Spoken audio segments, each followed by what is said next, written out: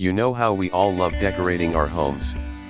Well, Asian Paints Limited is one company that helps make it look amazing. They're like the go-to paint suppliers for millions of people across Asia, Middle East, Africa, and the South Pacific. This Indian company has been around since 1942, that's even before some of your grandparents were born. Over the years, they've grown into a global brand with thousands of stores, online shops, and factories all over their home countries. They sell everything from plain old paint to fancy decorations like wallpaper and glass cabinets.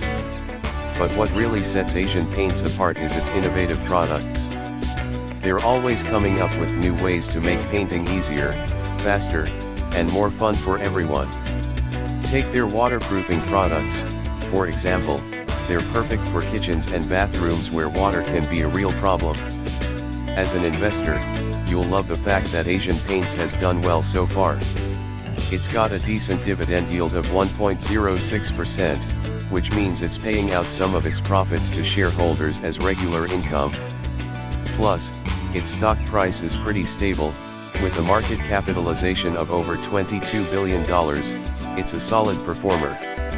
But what really matters is the company's financial health. Asian Paints has a profit margin of just 10.8%, which means they're doing well and making good returns on their investments. The return on equity is also pretty impressive, at 11.4%, they're managing to make money even after paying out dividends. Of course, no company is perfect, and Asian Paints has its fair share of challenges too.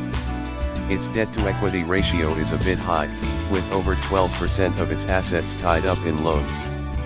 But overall, it's still a solid performer that investors should keep an eye on. So there you have it, a brief rundown of Asian Paints Limited and why it's worth keeping an eye on. Whether you're looking to invest or just want to learn more about this great company, I'm here to give you the lowdown. This is not financial advice. Please do your own research. Use this information at your own risk.